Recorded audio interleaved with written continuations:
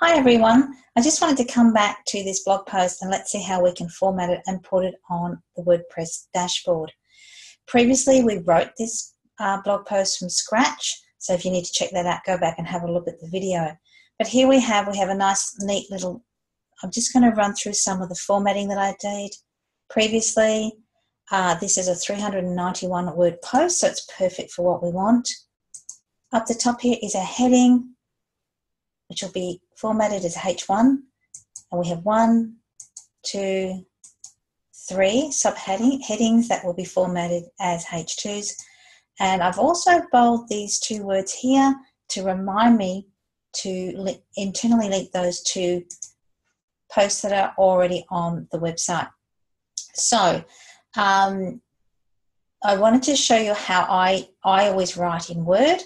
I always save in Word. That way, if something happens to the website and all the data is lost, at least I have this as a backup, although we do backup as well. But you just never know. So here we have our Word. I'm going to select the whole lot. I'm going to Control C. Now, before I leave the Word document, what I'm going to do is I'm going to highlight that title and I'm going to change it, give it a yellow highlight. Now, the reason I actually do that is I'll just show you here, and I'll make these. This is a document I've been working on for some time. If I scroll up, you'll see each one of those highlighted yellow lines is a blog post. And later on, I want to look at how we actually generate all these ideas. So I don't know how many are here. There's over 5,449 words in this document already. So that's how I keep track of the way I post blogs. So let's save, let's reduce it. And here we are on our WordPress dashboard. This is the blog for Astro's Adventures Book Club. The book club mainly is targeted at grandparents who enjoy reading and want to share their love of books with their grandchildren. So I have got a new post started, as you can see up here. Nothing else is done. I'm clicking in here. I'm going to Control V, and hopefully, there she goes. She's ticking away a little bit. It's been a slow internet day. There we go. So here is the blog post. I am going now to select the heading, Control X to cut it. I'm going to remove that space by hitting delete.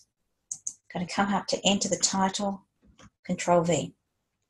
Now, before I do anything else, I'm going to set a scheduling time, for this post.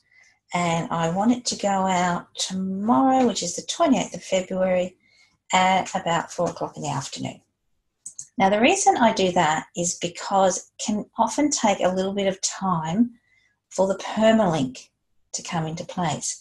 And I have found in the past, if I click somewhere else or do something else to the document, sometimes that doesn't appear the way I want it. Now, you set your permalink in your settings schedule. This is one of the most important things you should do, because it's these words that appear. Can sharing a book with your grandchildren change their life? They're the sorts of keywords that Google will use to point people towards this article. So I am now going to click inside this text box. I'm going to select it all, and I'm going to go over here to where it says clear formatting. So if I click that, you may have just noticed that these headings have gone back to normal settings. They're not bold anymore. That's okay. I'm just going to go through and bold them. Under the paragraph, I'm going to select heading 2. Now, because I've got my Word document set up properly, and because I don't have many spaces, or any spaces between the lines or paragraph settings, I eliminate all those. I find that this process is a lot quicker. So there you go. I'm going to add it to a category. And here we have our blog post nicely formatted in our WordPress dashboard, the next thing we need to do is add images. So I'm going to go to my library. I'm going to get all the way down here, set featured image. Now, the last thing I copy, I hope, is the title, because that's where it is a fundamental. So let's look through to find a nice image. Here's a nice one of a lady with a book reading to her 2 grandchildren, we hope. Now, the first thing I'm going to do over here is the title. So I'm going to select that title and I'm going to put in the title of the blog post. I'm going to put it in the caption. I'm going to put it in the alt text. And I'm going to put it in the description. Now, it's been proven that if you do this, for every image you add, even the set featured image, your blog posts have a 30% more chance of being found. So I'm going to click on set featured image. That will come up on the blog page. And she's just thinking a little bit. Now, this blog post here, we can see down here, it's got 381 words. So I'm going to go and put some images in here and break it up. You should have your images around every 150 words. So let's go back. I'm not going to use the same image because the way this theme is set up, the set featured image appears above the actual blog post. So I'm going to choose another one because I just think it's nicer to have more and different images coming up. Let's go through these. Oh, it's a happy, interesting blog post. Let's choose this lady down here. Oh, let's choose this one here. Lady reading to her granddaughter. And again, I'm going to put the title of the blog post in the title of the image, its captions, its alt text, and its description. If I was adding more than one picture, I would change the caption. However, I am still going to use some of the keywords so they get picked up by the search engines. So let's insert that into post. Now, I always set these center. It's personal preference, really. And there we go. We have our featured image down the bottom. You can see that there. We have a nice image in here. It's not scheduled to go out quite yet because we're ahead with these blog posts, which is always a good thing. I'll preview it quickly to make sure that it's okay.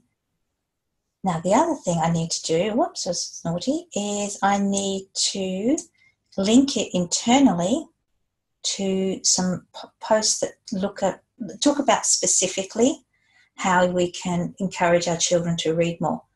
I bold these and then I go to links in here.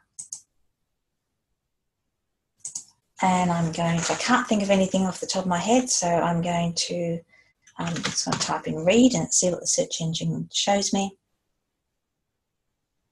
While I'm waiting, I'm going to remember always open link in new tab. That's essential.